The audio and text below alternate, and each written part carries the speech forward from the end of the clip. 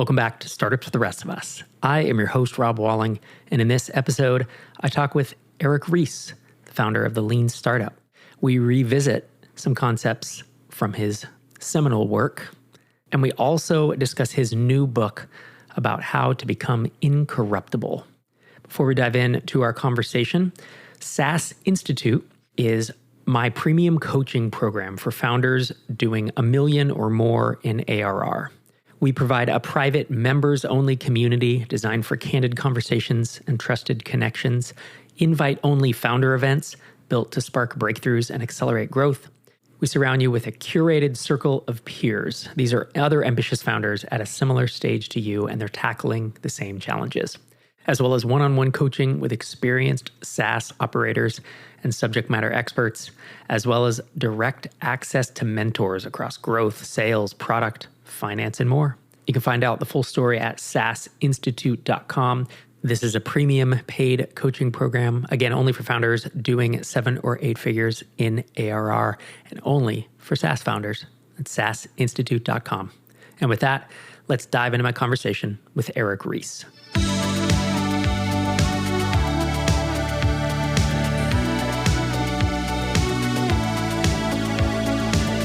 Eric Ries, welcome to the show.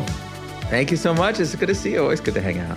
Yeah, it's been a long time, man, since we saw each other, and this is your first time on the show, surprisingly enough. I think I want to have you back on before your next book. Sure, yeah. Always a pleasure. Your new book is Incorruptible, and it is out today. Incorruptible.co if folks want to jump straight to Amazon or, a local bookstore and grab it. I want to talk today a little bit about Lean Startup, which is what most folks are going to know your name from. But you've written now 3 or 4 books, and this new book is fascinating, and it's based on a lot of, I think, hard-won knowledge from working on the long-term stock exchange, as well as a lot of observations that probably only you have working with these large companies in the capacity that you've been doing over the past few years. I think first question before we dive into Lean Startup is, what motivated you to write this book? The new book, oh gosh. Yeah, I've been busy the last 15 years. And as they say, I've seen some things.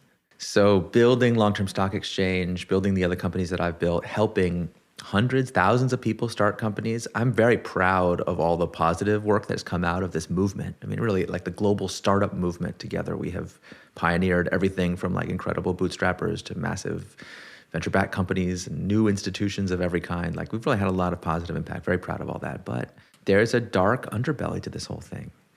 There's a toll, a cost. And we treat it like it's just inevitable, that like, as companies get bigger, they get betrayed. They cease to be what they stood for. We think that founder burnout, mental health issues, like all this, we are accepting a certain amount of carnage, that it's just a necessary cost to get all the good stuff we like out of the system. But the more I've studied, the more I've learned, and the more I've built, I don't think that's true. I actually think we've been misled by a whole package of what are today called best practices about how companies are to be built, structured, and governed that are frankly value destroying. And so we as builders, we get the final say here. We get to decide what the best practices are. And I'd like us to have an understanding of how we got into the mess we're in now and start to work together to develop some new practices for the next generation. Awesome. Okay, and that's a great tease for the middle of the show when we start diving into your story around the long-term stock exchange. And you have a new definition or a more complete definition of profit that I think folks will want to stick around in here. But before we dive into that, I want to ask you about Lean Startup. It's been around for, is it 15 years now? Since 2010-ish? 2011, yeah.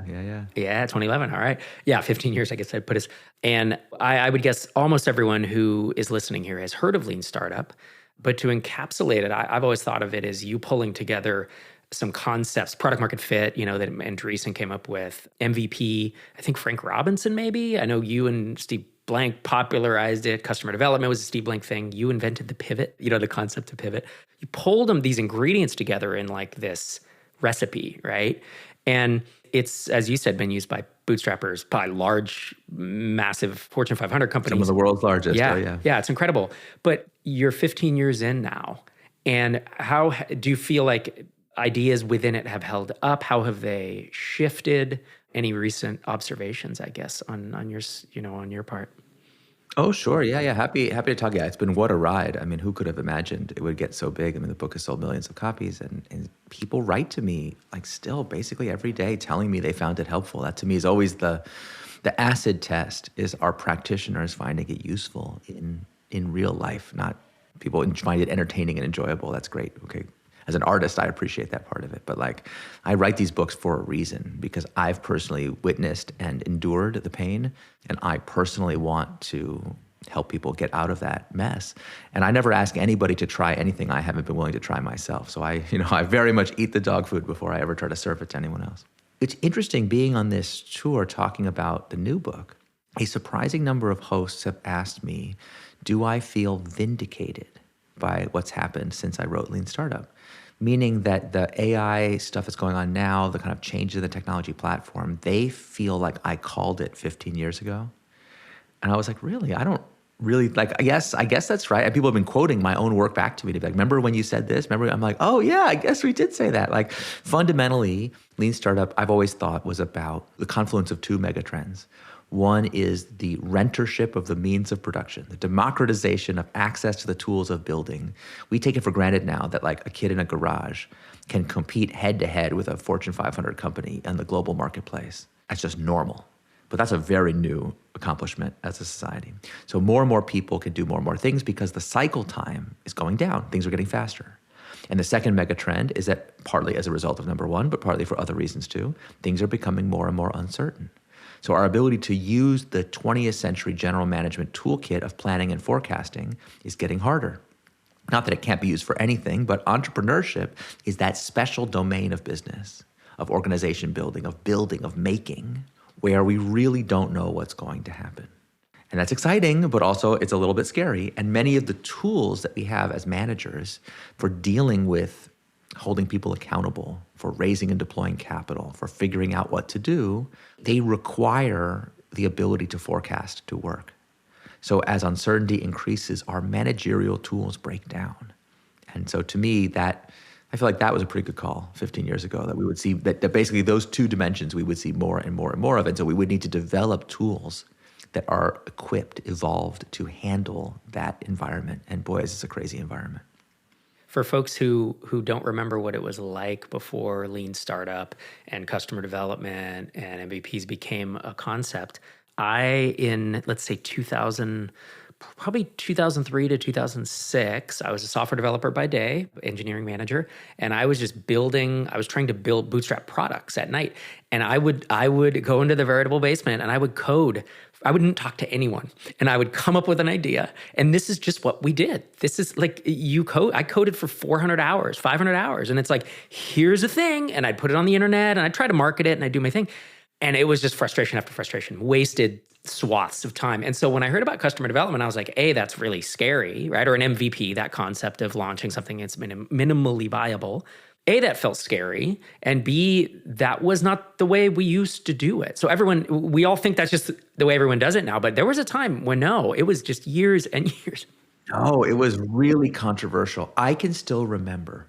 So I tell the story in Lean Startup of a company called IMVU, one of the first Silicon Valley companies that I was the founder of. And we did all this stuff then. We didn't have language for it. We just did it. And after that company was being asked to advise other companies, I didn't really understand the way Silicon Valley worked back then, but like VCs were all of a sudden my new best friends. I didn't know why all these VCs like wanted to talk to me and invite me in their office and hang out with their companies. And that's just part of the career trajectory of being around the Valley. And I would go to these meetings and the VC would set it up and they'd be like, hey, we have this company that's going too slow. Can you like sprinkle some of your magic pixie dust on them, make them work harder or whatever? I'd be like, no, sir. I'm not smarter than anybody. I have no magic pixie dust. I just have a better system, a thinking system. And they'd be like, sure, whatever, kid, just go make it happen. And I'd have these meetings and people would yell at me. They'd be like, that's not true. What you're describing could never work. And I'm like, I'm sorry. I'm just telling you a story of something that I personally witnessed. I'm not even asking you to do anything. You asked me. At for a certain point, some of these meetings ended so badly, I have to be like, listen, with all respect, you called me. You asked me I don't work here. I'm not getting paid for this. You asked me as a favor to have this meeting and now you're yelling at me. Like that's really how countercultural it was at the time. I can remember being a student in Steve Blank's class. He was one of my investors at IMVU. And the deal was we had to audit his class. He just started teaching customer development at Berkeley Haas School of Business. And we would make the trek, my co-founder and I, from Palo Alto, all the way through traffic, all the way through to Berkeley to sit in on Steve's class. And I remember the MBAs just being like, what the F are you talking about, old man? Like just so skeptical and so whatever. And yeah, like, now it's so gratifying, of course, to see that these ideas have taken over. But as a result, a lot of people don't realize that they ever had to be invented in the first place. So they kind of take for granted that, well, of course, everybody knows about pivots. Of course, everyone knows about MVPs. But no, it's actually a relatively recent achievement that we have the vocabulary to talk about it. And one of the things I've learned from that experience is that conceptual vocabulary is very valuable. Even people who want to criticize Lean Startup have to carry the meme forward to do so. So by creating an intellectual framework for talking about these issues, we have advanced entrepreneurship in itself, even if some of the ideas are wrong, because it helps us then get to the right ideas, because now we can reason about and talk about things that before we didn't have language for. Talk to me about AI. What parts of Lean Startup do you feel like AI makes easier? I get this question a lot, but I think the question reflects a misunderstanding. And the misunderstanding is this. Entrepreneurship is not a solo game, okay? Like it's not a single player game. So like imagine you're playing a single player video game and someone gives you a tool that lets you, like imagine they give you an auto clicker. And so it can like do all the tedious clicking for you in the video game. So now you go faster, now you're doing better. We say, did the tool make you better at this video game? Oh yeah, it totally did. But what if it was a multiplayer competitive game? Well, actually, if you get the clicker and everybody else gets the clicker too, now, did it make you better at the game?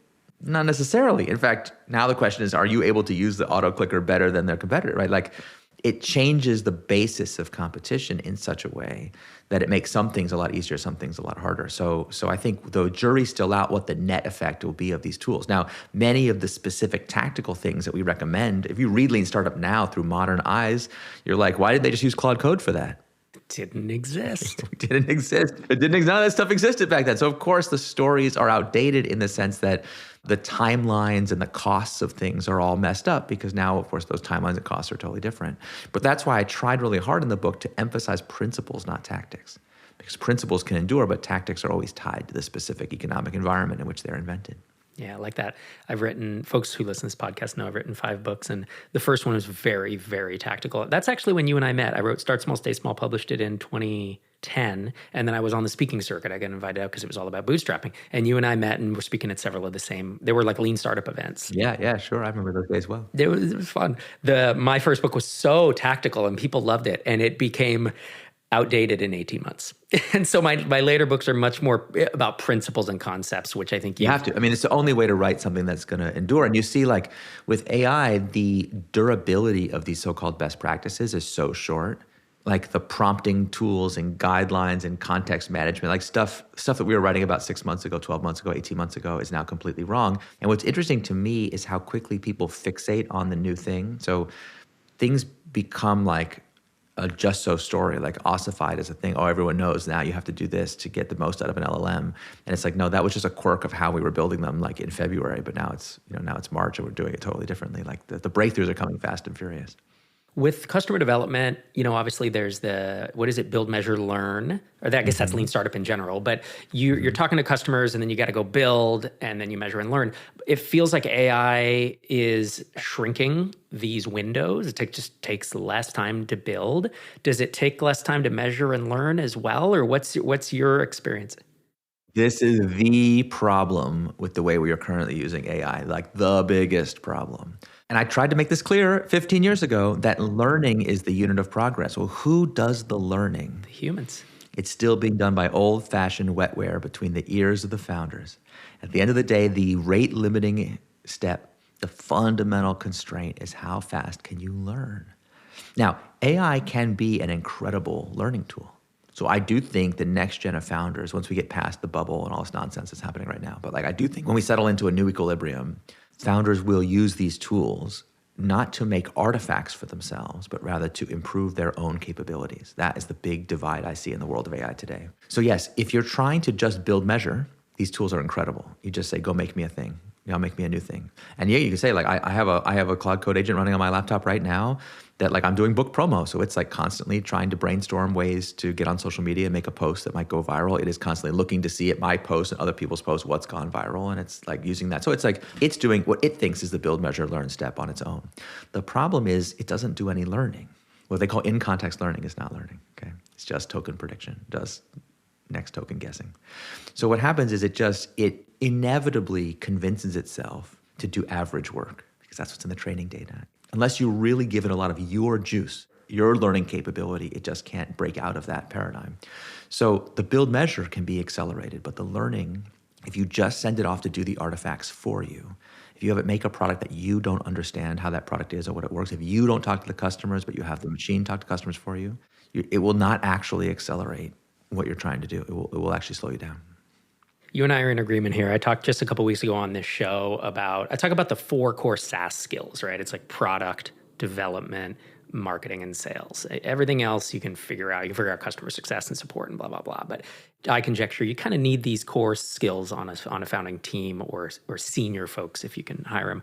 But and I was talking about how AI impacts each of these. And it's like AI speeds along development. AI can help you with sales and marketing. It can create some stuff, but founders still have to do it.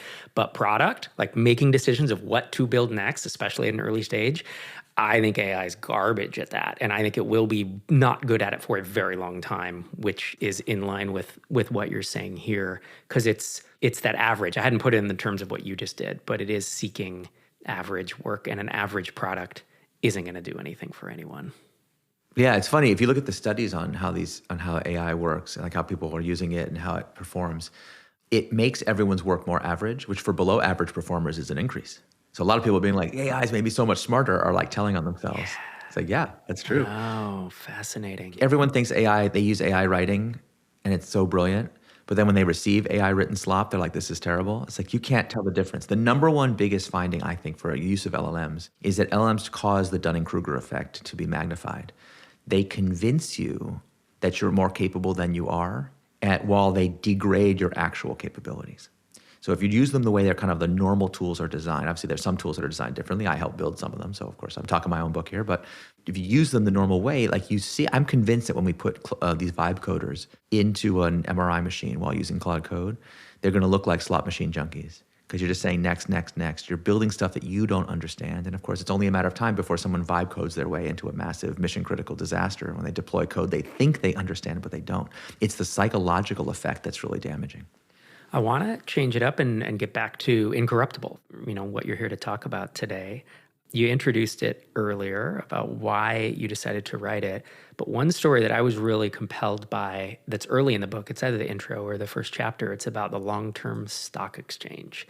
And this is a story I've been following since you announced it because I love the concept of it. So for someone who's never heard of it, can you describe what the idea behind it was and then why it hasn't worked? I believe you had to shut it down. No. On the contrary, LTSE is still going strong and we actually made money last year. Yeah, I know. Oh my gosh. Yeah. Okay. This is amazing. So, yeah. In fact, if you've noticed, I don't know if you've noticed the headlines in recent months that the SEC is considering eliminating quarterly reporting for the first time in 40 years. Wow. That's our petition.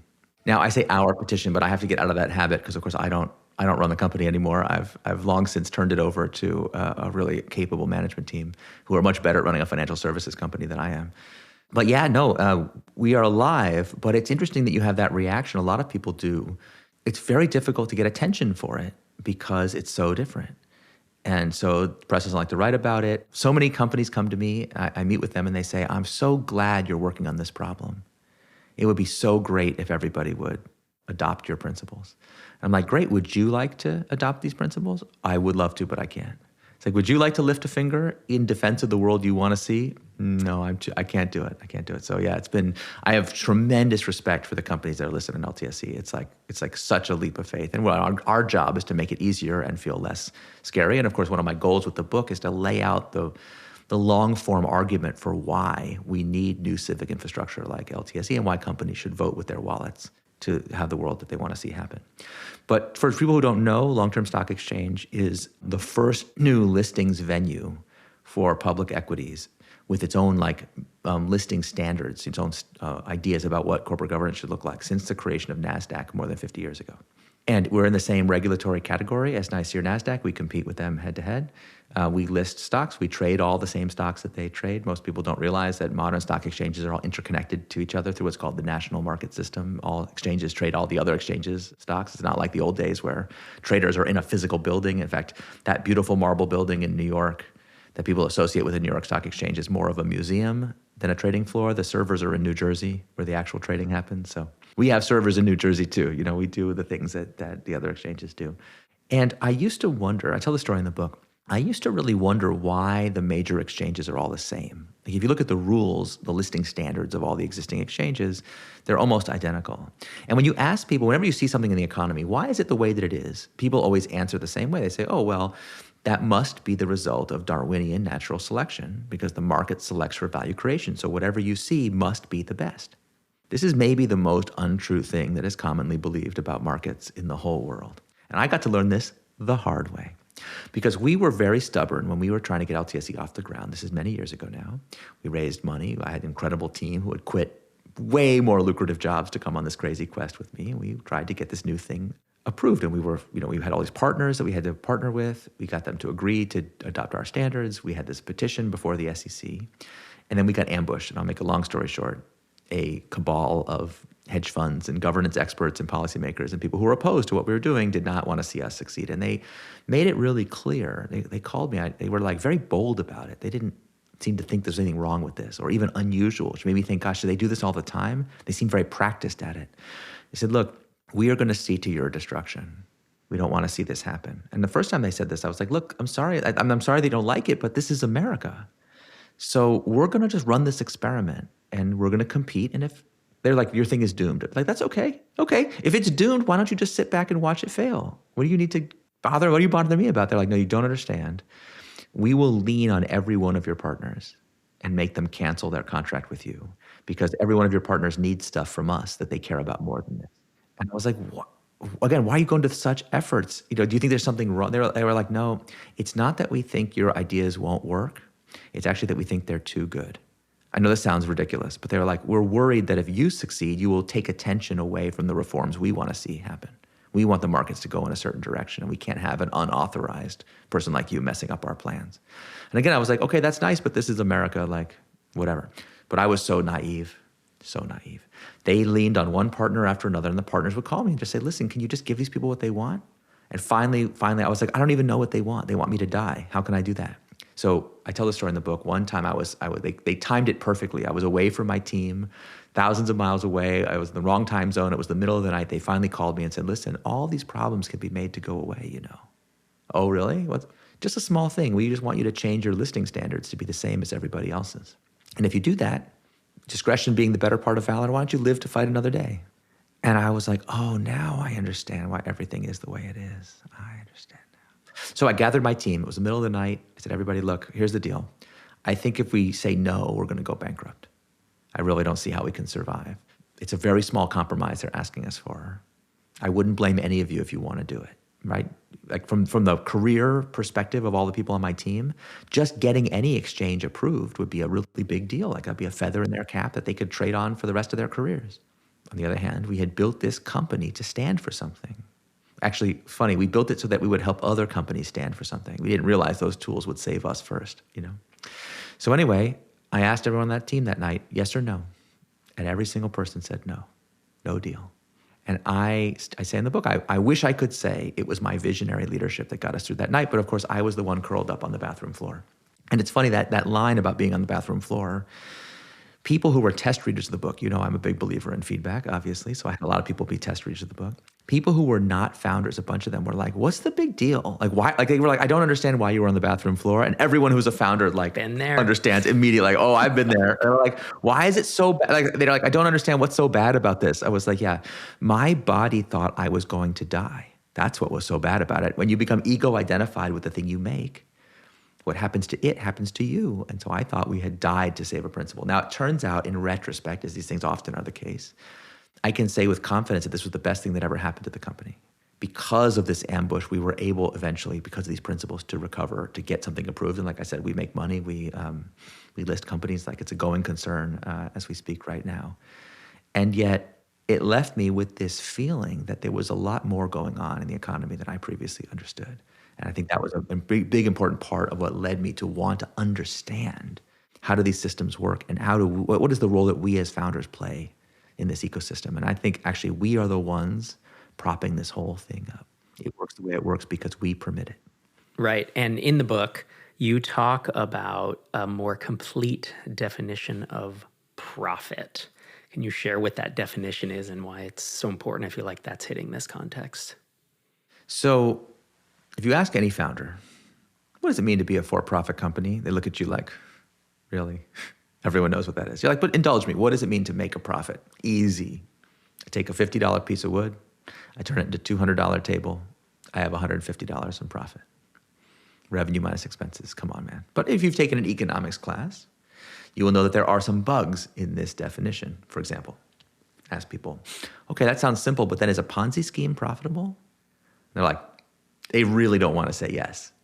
And here, I'm going to give you the exercise. I've done this with a lot of founders over the years. What's going on here is we have an intuitive understanding, what I call the builder's intuition about the right way to make money. But we carry around a mental definition about profit that is not aligned. And the divergence creates real weird cognitive dissonance. So builders are like, no, I don't want to say that a Ponzi scheme is profitable. You're like, okay, well, what's the problem with it? Well, they think for a second, they're like, well, it creates massive deferred liabilities that have to be paid out eventually. So yeah, it's revenue minus cost, but you have to take all costs into account. Oh, I see. So not just the current period, call costs out into the future. Got it. But does that mean a company that makes a toxic waste dump and gets away with it is profitable? Like, of course it's profitable. Is it? If they're going to have to pay for the cleanup, is it really profitable? Isn't that just a deferred liability? They'll be like, oh yeah, I guess you're right. Okay. But now what if instead of putting a toxic waste dump in my backyard, I dump my pollution in the river and the town downstream gets sick and the people die? Imagine I get away with it. Always imagine I get away with it. Now is it profitable? You're like, yeah, of course it's profitable. Like, you're not responsible for their healthcare. But did that really create value? You said it was revenue minus expenses. You said before, if I move the expenses in time, they still count.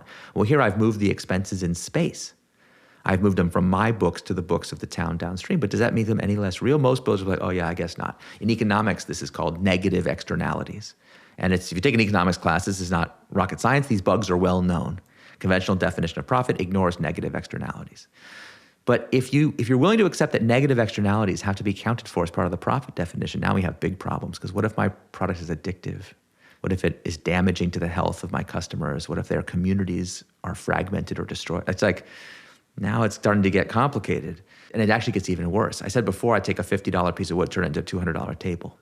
But what about this? What if I steal a $200 piece of wood and make a $100 table?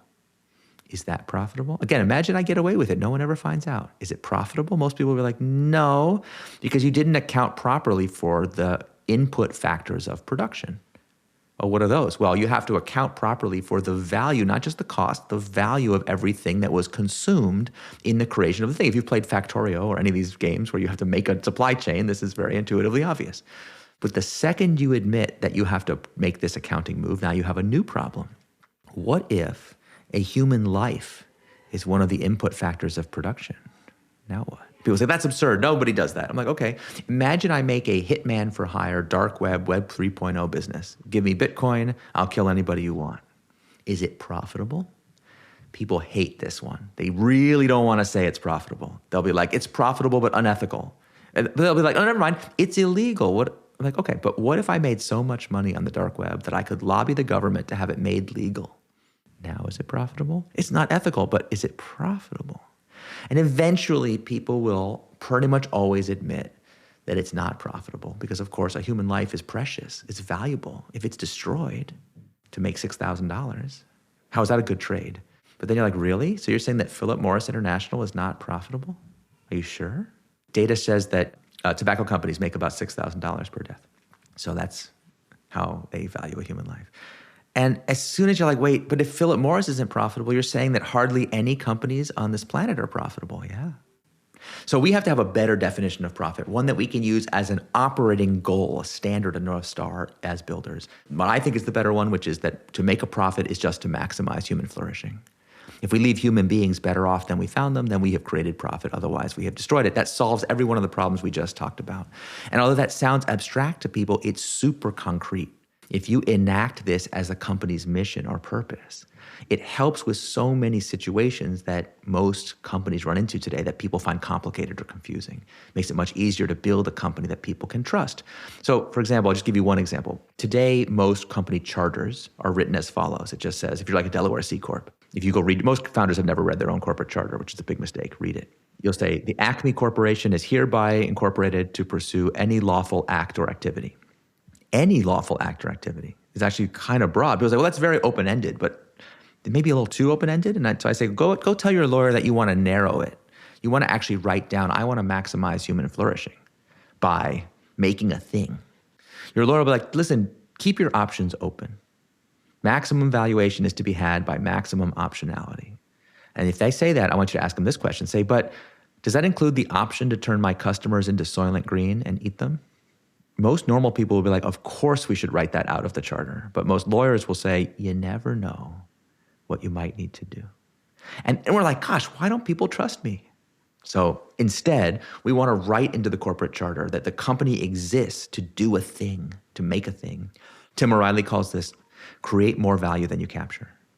And when we do that, then we're by definition making the world a better place through our own profit. So we have that, I call that the builder's intuition, the intuitive understanding that the best way to make money is to create a bunch of new value in the world and capture some of it for ourselves. And this is a surprisingly radical statement, because once you admit this, if you tell me that your goal of your company is to do something as humble as to make a great product, or bring a little efficiency or beauty into customers' lives, or improve health, or to do any specific thing, you are already a business revolutionary, whether you admit it or not, because you are building this company in a business culture that has tuned for all forms of making money are equally good, and therefore extraction and exploitation are its watchwords. So yeah, proceed carefully. Someone listening to this, I think it's an amazing definition. And as you spelled it out, it does starts off pretty like, oh, profit, this is subtle, this is and then by the end, it's like, oh no, this is very different than the way corporate America runs these days. Someone listening to this might think this is very idealistic, and no company is run this way today. But you talk in the book about some examples of companies that do. I don't know if they fit your definition exactly, but you mention, it's the one in South America. Oh, Patagonia. Yeah. Patagonia, Yeah, yes. But even like you talk about a lot of Costco, Anthropic, you have several examples. As we wrap up, can you give someone an example of a company that you think is already living this way? Can I illustrate with a story? Please. Maybe it's more valuable than a abstract concept. I want to tell you the legend of Sol Price, who many people today don't remember, but he is actually the father of modern retail. He's so influential that when Sam Walton was thinking of getting into the retail business and was trying to figure out what he should name his company, the reason he chose Walmart was as a tribute to the company Sol Price had created, FedMart. Let me tell you about FedMart. Sol was a lawyer before he became an entrepreneur. And when he was a lawyer, he was trained that he had what's called a fiduciary duty to his client, meaning you have to put the client's interests before your own. That's what we all want from our lawyer. So when he became a retailer, he asked himself a simple question: who's my client? And he said, the customer is my client. So he had what's called a fiduciary hierarchy in his philosophy. Customers first, employees second, shareholders last.